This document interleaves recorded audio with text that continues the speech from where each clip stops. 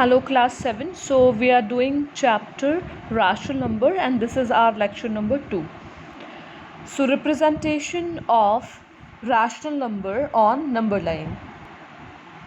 तो इसमें हमें जो भी हमारे रैशनल नंबर हमें गिवन होंगे उसको हमें नंबर लाइन पे रिप्रेजेंट करना है. सो नंबर लाइन हम फर्स्ट क्लास ऑनवर्ड्स पढ़ते आ रहे हैं. सो इसमें हम थोड़ा सा सिर्फ उसमें एडिशन कर देते हैं प्रीवियस कॉन्सेप्ट में, right. So example 1 is represent 5/7. तो लाइव क्लास में भी मैंने बताया था कि डिनोमिनेटर में जो भी गिवन होता है that is total number of parts. कि अगर मैं किसी भी चीज़ के 7 हिस्से कर दूं, 7 पार्ट्स कर दूं और उसमें से 5 हिस्से किसी को मैंने दे दिए, ठीक है. सपोज मेरे पास एक वाटरमेलन है, उसके मैंने 7 पार्ट्स किए, राइट. उस 7 पार्ट्स में से मैंने 5 पार्ट्स किसी को दे दिए, तो इसका मतलब मैंने उसको कितना वाटरमेलन दिया, 5/7. और मेरे पास कितना रह गया, 5 पार्ट तो मैं दे चुकी. 7 में से कितने पार्ट बच गए, 2 पार्ट. तो 2/7 पार्ट जो है वो मेरे पास बच गया.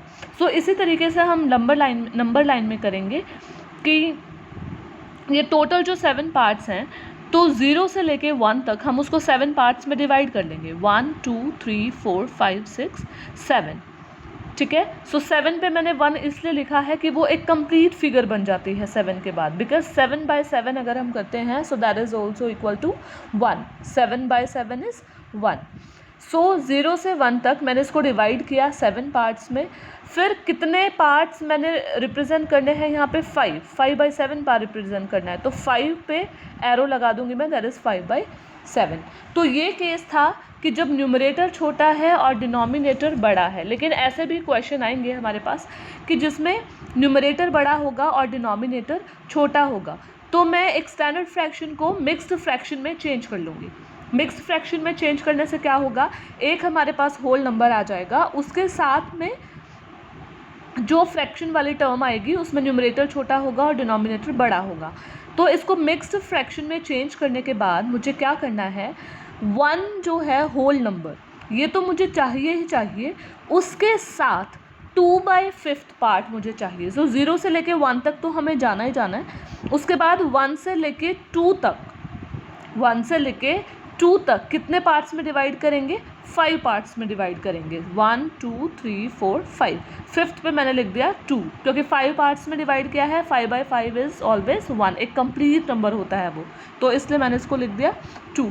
तो अब देखो 1 तक तो मैं पहुंच गई थी यहाँ पे. उसके बाद मेरे को कितना चलना है, 2 और स्टेप चलना है, 1 2. तो पूरा चलने के बाद 1 भी चल लिया, 2/5 भी चल लिया, तो कहाँ पहुँच जाएंगे, 7/5 में, ठीक है. This is one and the same thing कि हम इसको 1 × 2/5 लिखें या फिर 7/5 लिखें. तो इसको आप 1 × 1/2 भी लिख सकते हो यहाँ पे और 7/5 भी लिख सकते हो. Similarly next representation number line पे है -3/11 की. तो आपको क्या करना है, सेम क्वेश्चन है, सिर्फ डिफरेंस कितना है, माइनस है इसके आगे. तो हम 0 से राइट साइड मूव ना करके लेफ़्ट साइड मूव करेंगे, राइट साइड मूव ना करके लेफ़्ट साइड मूव करेंगे. और कितने पार्ट्स में डिवाइड करना है, 11 पार्ट्स में. सो यू कैन काउंट, मैंने इसको यहाँ तक 11 पार्ट्स में डिवाइड किया है. 11th पे आने के बाद क्या करेंगे, 1 लिख देंगे. लेकिन इस बार ये +1 नहीं है, -1 है, नेगेटिव का 1 है, राइट, क्योंकि यहाँ पे हमें नेगेटिव चाहिए है. सो न्यूमरेटर में कितना चाहिए, 3. सो 3 पार्ट्स आप मूव करो, 1 2 3. तो 3 पे एरो लगा दो, तो वो कितना आएगा कि 11 में से मैंने 3 पार्ट्स लिए हैं, दैट इज़ 3/11. तो ये हो गई रिप्रेजेंटेशन और नंबर लाइन. फिर opposite pair of rational number भी मैंने लाइव क्लास में बताए थे कि एक रैशनल नंबर का वो पेयर जो 0 से इक्वल डिस्टेंस पे है, चाहे हम लेफ़्ट साइड मूव कर रहे हैं या फिर राइट साइड मूव कर रहे हैं, वो 0 से इक्वल डिस्टेंस पे है लेकिन उसके साइन ऑपोजिट हैं, क्योंकि ऑपोजिट डायरेक्शन में जा रहे हैं वो नंबर लाइन पे. उसके बाद है हमें रैशनल नंबर को कंपेयर करना है. तो कंपेयर करने के लिए हम क्या करेंगे, सबसे पहले जो भी हमें रैशनल नंबर गिवन है उसको स्टैंडर्ड फॉर्म में बनाएंगे. स्टैंडर्ड फॉर्म में कैसे बनाएंगे, जैसे ये एक क्वेश्चन है विच इज़ ग्रेटर, मतलब कंपैरिजन कर रहे हैं, ग्रेटर फाइंड आउट करना है या स्मॉलर फाइंड आउट करना है, इट मीन्स हम दो वैल्यूज़ को कंपेयर कर रहे हैं. सो 3/-4 और -12/18. तो -12/18 को हम 6 से कैंसिल कर सकते हैं. 6 2 ज़ा 12, 6 3 ज़ा 18, दैट इज़ 3/-4 एंड -2/3. अब दोनों स्टैंडर्ड फॉर्म में आ गई. और सेकंड स्टेप क्या होता है, मेक डिनोमिनेटर इक्वल. लेकिन स्टैंडर्ड फॉर्म में आने के बाद इनके तो डिनोमिनेटर अलग अलग हैं. तो डिनोमिनेटर को सेम बनाने के लिए क्या करना पड़ेगा, एलसीएम लेना पड़ेगा 4 और 3 का. 4 और 3 का एलसीएम होता है 12, डायरेक्टली मल्टीप्लाई कर लो. सो अब मेरे पास राशनल नंबर था -3/4, लेकिन मैंने एलसीएम में जो 12 निकाला है, मुझे डिनोमिनेटर में 12 चाहिए. तो मैं 4 के साथ यहाँ पे क्या मल्टीप्लाई करूँ कि 12 आ जाए. 4 3 ज़ा 12. तो अगर मैंने नीचे 3 से मल्टीप्लाई किया है तो ऊपर भी 3 से मल्टीप्लाई करूँगी, तो वो कितना आ गया, -9/12. सिमिलरली -2/3 है, इसमें भी मुझे डिनोमिनेटर में 12 चाहिए क्योंकि मैं दोनों का डिनोमिनेटर इक्वल कर रही हूँ. सो 3 को मैं क्या करूँ कि 12 बन जाए, 4 से मल्टीप्लाई करूँ. तो नीचे अगर 4 से मल्टीप्लाई किया है तो न्यूमरेटर में भी 4 से मल्टीप्लाई करेंगे. तो देखो अब हमारे पास दो टर्म्स आ गई हैं, -9/12 एंड -8/12, राइट. अब माइनस वाली, वैसे तो अगर सिर्फ ये 9 और 8 होता, प्लस वाली टर्म होती तो 9 बड़ा होता 8 से, लेकिन माइनस के केस में ऑपोजिट हो जाता है. -8 is greater than -9. It means -8/12 is greater than -9/12. तो -8/12 किसका राशनल नंबर आया है, -2/3 का. और -9/12 किसका राशनल नंबर आया था, -3/4 का. It means -2/3 is greater than -3/4. तो सिमिलरली हम स्मॉलर का भी निकाल सकते हैं, ठीक है. ऐसे ही ग्रेटर का है, ऐसे ही स्मॉलर का है, सिर्फ हमें साइन जो है उसी के अकॉर्डिंग लगा देना है जो स्मॉलर होगा. Now come to exercise 3.2.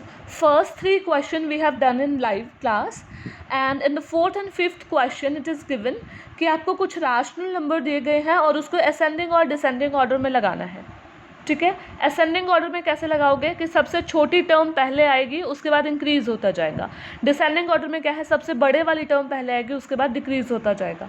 लेकिन उससे पहले हमें क्या करना है कि हम इसको कंपेयर कैसे करें, हमें कैसे पता चलेगा कि कौन सी टर्म छोटी है, कौन सी बड़ी है, विच वन इज़ स्मॉलर और विच वन इज़ ग्रेटर, कैसे पता चलेगा.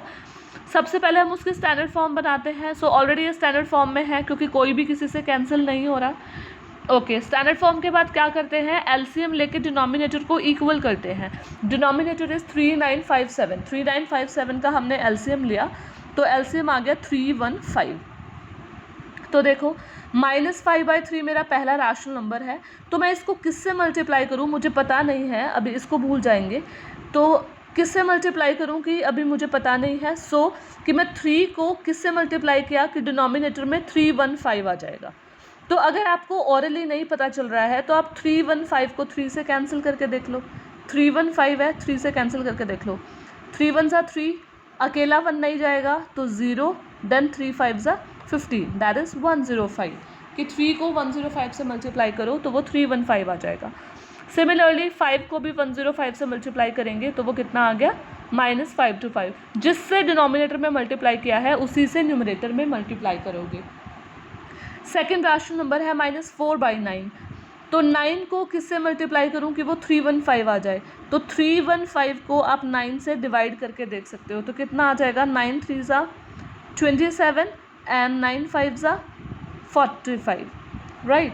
सो 9 × 35 इज़ 315. तो नीचे 35 से मल्टीप्लाई किया है तो ऊपर भी 35 से मल्टीप्लाई करेंगे. तो सिमिलरली हमने इन चारों राशनल नंबर का, 4 राशनल नंबर हैं, तो देखो ये चारों राशनल नंबर हमने सॉल्व कर लिए और हर एक का डिनोमिनेटर जो है वो 315 आ गया, ठीक है. ओके, इसके बाद हमें क्या करना है, सबसे छोटे वाला नंबर. तो ये देखो ये पॉजिटिव टर्म है, इसका मतलब ये तो सबसे बड़ी है, तो हमें नेगेटिव टर्म देखनी है. नेगेटिव टर्म में क्या होता है, जो सबसे बड़ा होता है उसी को हम सबसे छोटा मानते हैं, ठीक है. अब देखो डिजिट वाइज तो ये सबसे बड़ा है 5 to 5, लेकिन ये सबसे छोटा होगा तो -5 to 5 upon 315, then less than -252 upon 315, then -140 upon 315, last में पॉजिटिव. तो ये क्या हो गया, असेंडिंग, सबसे छोटा उससे बड़ा देन उससे बड़ा.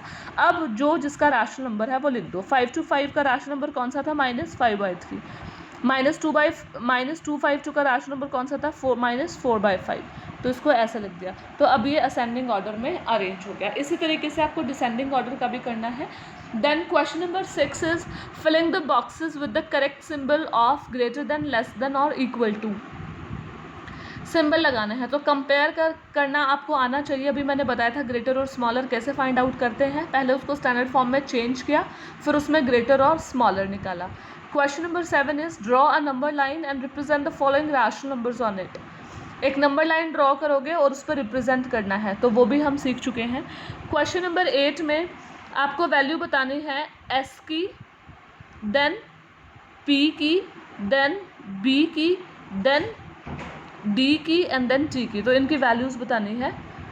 वैल्यूज़ कैसे बताएंगे कि जैसे हमने नंबर लाइन में सॉल्व किया था। सपोज हम एस की वैल्यू फाइंड आउट कर रहे हैं, ठीक है, तो ये नेगेटिव साइड है, तो इस तरफ से आप वैल्यू फाइंड आउट करोगे। एस की वैल्यू फाइंड आउट करने के लिए कैसे फाइंड आउट करोगे कि 0 से -1 तक तो आपको जाना है, तो -1 तो रहेगा ही रहेगा। उसके बाद हम कितना चले हैं, अब देखो -1 तक तो आगे एस के लिए 1 2 3 4 स्टेप चले हैं, तो न्यूमरेटर में आ जाएगा 4 डिवाइड बाय कितने पार्ट्स हैं 1 2 3 4 5 6 पार्ट है। सो -1 × 4/6 ये एस की वैल्यू हो गई। सिमिलरली आपको बाकी वैल्यूज़ भी निकालनी है। Then question number 9 is find 8 rational number between -1/3 and 2/7। एक पार्ट में आपको करके दिखा रही हूँ, बाकी you need to do yourself. Now see -1/3 है और दूसरा रैशनल नंबर है 2/7। इन दोनों के बीच के आपको 8 रैशनल नंबर फाइंड आउट करने हैं। कैसे फाइंड आउट करोगे, 3 और 7 जो भी आपको डिनोमिनेटर में गिवन है दोनों का एलसीएम ले लो। 3 और 7 का एलसीएम डायरेक्टली मल्टीप्लाई करोगे 21 आ गया। तो इसका मतलब मेरे को डिनोमिनेटर में 21 चाहिए, तो मैं 3 को किससे मल्टीप्लाई करूं कि वो 21 आ जाए, 7 से। तो न्यूमरेटर में भी 7 से मल्टीप्लाई करूंगी, यह आ गया -7/21। और इसी तरीके से 7 से मैंने यहाँ 3 को मल्टीप्लाई किया, 21 आ गया, तो यहाँ भी 3 से मल्टीप्लाई किया, 6/21 आ गया। अब -7/21 से लेके +6/21 के बीच में जितने भी रैशनल नंबर हैं, कितने सारे हैं कि कम से कम 10-12 हैं, तो उसमें से कोई भी आप लिख सकते हो।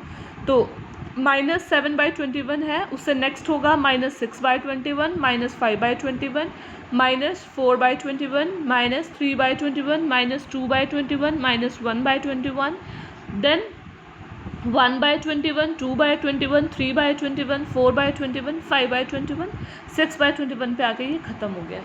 ठीक है, तो ये सारे रैशनल नंबर मैंने निकाल दिए। लास्ट क्वेश्चन है find 4 more rational number in each of the following pattern. तो ये आपको पैटर्न गिवन है, इसी पैटर्न पे आपको फाइंड आउट करना है। देखो 3 2 ज़ा 6, 3 3 ज़ा 9, 3 4 ज़ा 12, यहाँ क्या आएगा 3 5 ज़ा 15, 3 6 ज़ा 18, 3 7 ज़ा 3 8 ज़ा, राइट। अब नीचे देखो 5 2 ज़ा 10, 5 3 ज़ा 15, 5 4 ज़ा 20, 5 5 ज़ा 25, 5 6 ज़ा 30, 5 7 ज़ा 35 एंड सो ऑन। इस तरीके से आपको पैटर्न को कंप्लीट करना है। न्यूमरेटर में माइनस चल रहा है तो आप भी यहाँ पे माइनस माइनस लगाते जाओगे। ठीक है, so now you will complete exercise 3.2। ये पूरी एक्सरसाइज आपको कल कंप्लीट करनी है, अपनी आज आपको कंप्लीट करनी है अपनी फेयर नोटबुक में। Okay, thank you.